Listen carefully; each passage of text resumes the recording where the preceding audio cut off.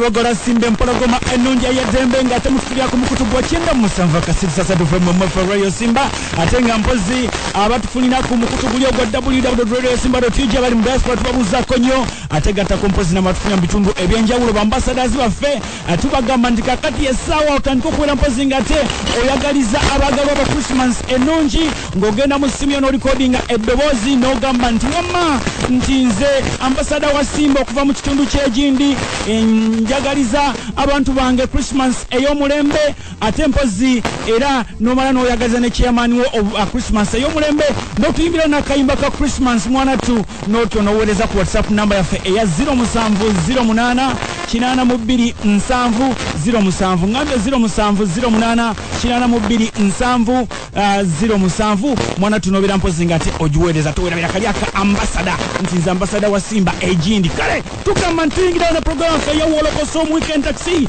Zesula Senyonga Mr Mosquito Haji Titiya omubwati atokwera mpozinga nze okwera mbajigumiza mu mpeo ene nyingi yenyini nenga tera ne Uncle Kalam ajakwera mpozinga ati anayinga kutongera kwera mpozinga ati tuwolokosa bulungi nyo neka kati njagala kwera mbagamba nti twagala kutandika ne before we start twetaga some boys to say wolokosa Bamameni budawugenda yangu watobosa kale netaga kubaddemu abali sexe muko nawe Haji Titi bya lutuwe yaman Assalamu alaikum Haji. Wa alaikum salam Hajati Fatuma Ogamboti Haji nawe lutuwe njakuluba wa masula nkongedde ekisanja Barakallahu fikum Haji. Fikum baraka mtandikire wakati wa Wanyini aonawe Haji Titi bya munankutula ebiwoowolo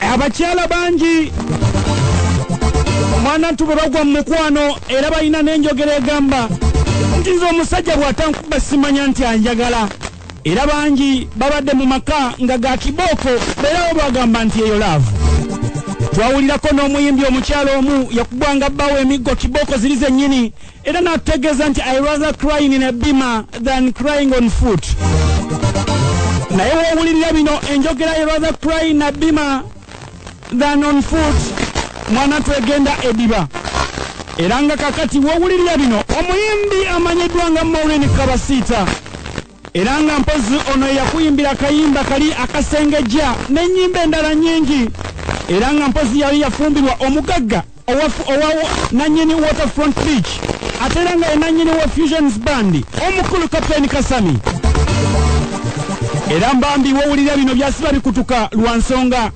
olwokutaano olwa wiiki eyaggwa omukulu Kapteni Kasami yakuba oli emiggo ng'akwatadde ensambagere n'akuba mwana tunga akuba ekyokutale ng'olinza okulowooza nti oba oliawo akuba nfunzi ng'omukyalo ono taliiko beewaabwe era bw'atyo omukyalo ono okwagala okwetaasa bw'ati yakola ka vidiyo n'akateeka ku mutimbagano ng'ategeeza ensi yonna nga bawe bwamukubye emiggo mwana tunga alinga akuba ekyokutale n'emigere n'amwagula ng'olinza okulowooza oba oliawo engoye yamutagudde feesi yonna bwana tunga bw'omanya abakyala bafa nnyo ka passport kuluno ka passport ka Maureen Kabasita omukulu Kapteni Kasami yakakuba n'akogoloza ng'olinza olowooza beaten up as a fan of my child just because I wanted to be with my child. nazena nankuba maaso g'omwana nanjagula yagula nansika nayita abakozi mbu banfunye ennyimba ezo zonna yaziyimbira omwami we Kasami bambi ng'akyali mu mukwano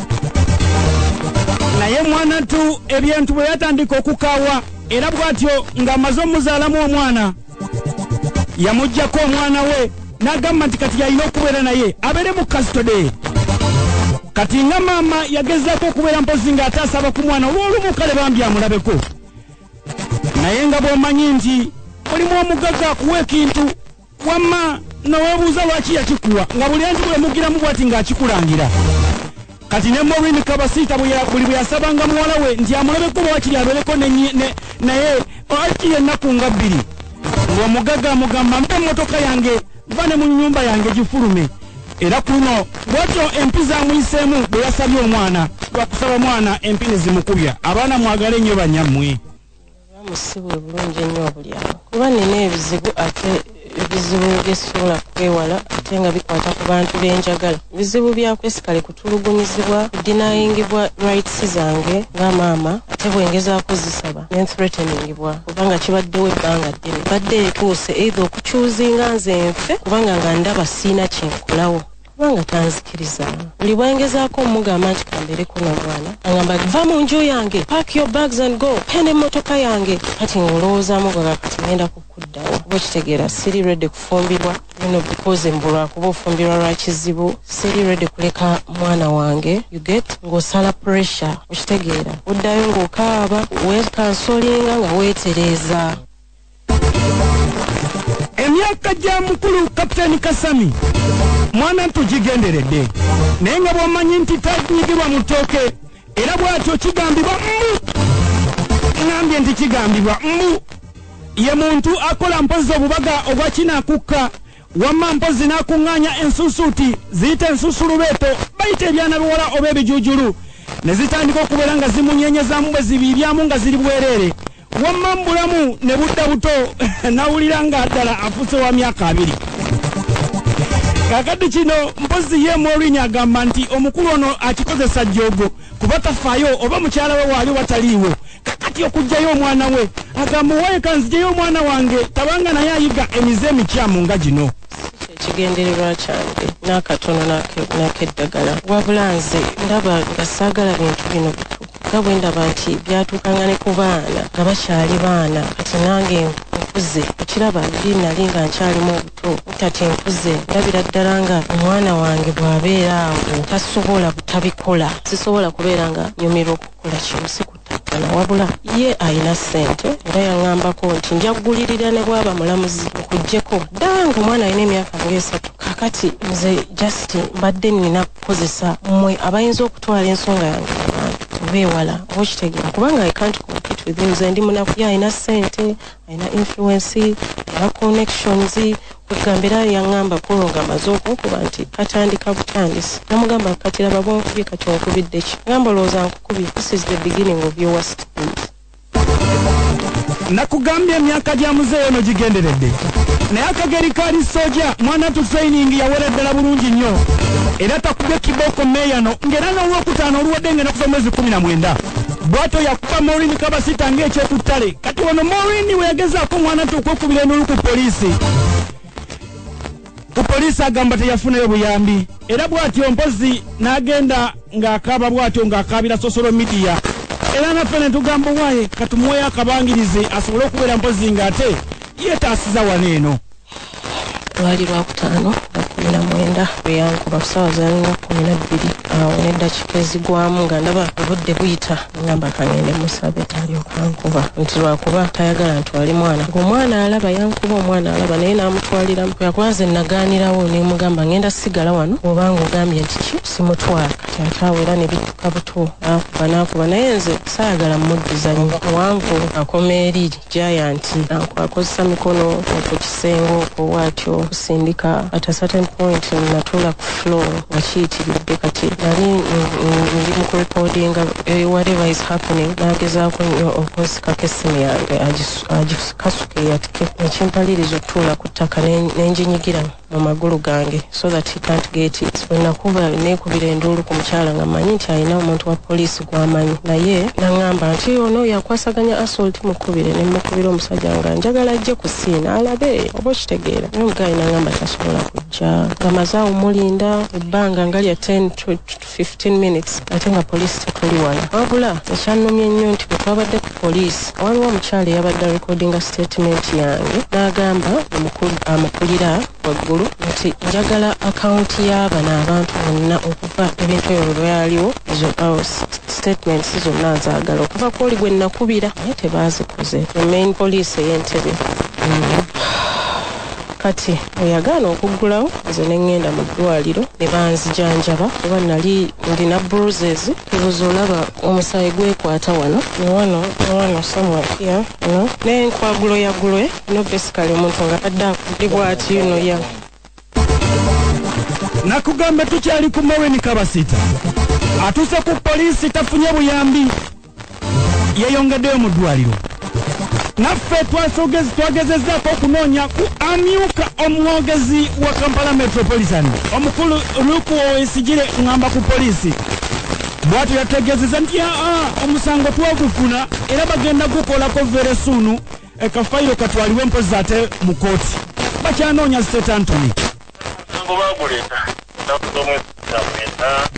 Na statement y'omukyala akkiriza eyaliko muganzi we okuba nti yayingira ennyumba ye yamukuba twalina omwana wa myaka 8 nakitalo kunaana tunoonya n'omwami fayiro naku olw'ekitabesigibwa mu kooti naye nga abasawo bakebejja ne basanga ng'aliko hamu tujja kuba tugifaale wa State Anthony naye yantebe. Akayimba ka Maureen nagambe kagamba nti yone yayita mu kasengejja yayita mu kakungunta. Nga bw'okawulira nti gwawaana Kapiteni Kasani nti yayita mu kasengejja mu kakungunta. Mwana ntu Maureen Kabasita akulojera ennaku gy'alabidde mu makage. Era ng'agamba nti kati emyaka gibadde giyitiridde nga gigenderedde. Omukyala ono omwana ntu nga alyota akaaba ennyonta ya laavu. Alota era nga akaaba bukaabi ku nyonta y'omukwano. Anti Kapiteni Kasami abadde mwana tu takyabuuka gorogotiro era bw'atyo akajagenda kompozi kubeera ng'anywa ku mazzi eri eggaba era bw'atyo omukwano twasemba beera nagwo mu mukwano guno ogw'abakyala n'abasajja twasemba beera nagwo emyaka 8 emabega saanoba kubanga nali sibeerawo full time akuyita akwetaaga nomala n'ogenda so nabeeranga naye sometimes not all the time era mbaddenga ne access makage nawe gabadde nga gabeera because of the child kitegeera emyezi nga 2 emabega yampita n'ensulayo ennaku 3 kubanga tewaali mukozi omukozi yagenze bwe nali dese tewali mukozi kati n'alaba nga ndowooza ati awaakiri nsula wali okusinga okukola ki omuleeta ewange nangamba jangu okole ki osule ensulawo ennaku 3 era yali agala nyongera ensule naye nga nina gyendaga kola up country so nemba nga nina okugenda so ebbanga siri awala n'akamu. Awuliriza nno sitole n'akubuuza nti lwaki ye yali ayingirira ebintu by'atasobola. Oyagala otya boosi wo? Abantu bangi bagamba nti kyabulabe nnyo omukazi yenna oba omukyala yenna kabeere musajja okuganza boosi we. Kati nno Maureen Kabasita akugamba nange nga bw'obimanyi kizibu nnyo okugaana boosi wo. Kizibu nnyo okugaana boosi wo. Era bw'ati agamba nti munnange laavu yasooka n'enyuma. Naye ate munnange oluvannyuma ebintu byatabuka okusinziira ku nga bw'abadde akudottolera ennaku ye. Era bw'atyo eyali bbaawe Kapiteni Kasani yatuuka ne kussa eri mutuma nga abawala nti mwana tugenda ondeetera ebijuujulu nze nzirewo n'eno nyumirwemu. Era bw'atyo abawala abo omukulu Maureen omukyala Maureen yabaleetanga. Omukulu n'abeera mpozi ng'atunulako bw'ati ne yeesanyusa ku maaso n'asanyusa kwegamba omubiri nga ye Maureen ali wali eri ayimba agiwadde omuliro kapiteni kyekyo ogiwadde omuliro. Kyala fenna tukimanyi kitegeera kizibu nnyo okugaana boosi wo oba okitegeera kuba omulimu oba okola ogwagala. I think many people can relate with this. Ye relationship yali very conditioned. Otaleeta muwala mulala oba bawala balala oba toli mukazi oba tolina mugaso. After some time conditions zaali nti olina okuba ng'oleetayo abawala abalala. Byali bintu bya back pass ebitakkirizibwa mu mateeka ga Uganda. Kyennyinza okugamba ekyo bya group balina enkola yaabwe gye bakikolamu ng'alaba of course yabaleetanga kumunyumisa oluganda for him to enjoy nga atunula kunyumirwa era kyekiba kibaleese. Tukyali ku lugero lwa Maureen Kabasita mpozi n'owe eyayita mu kasengejja.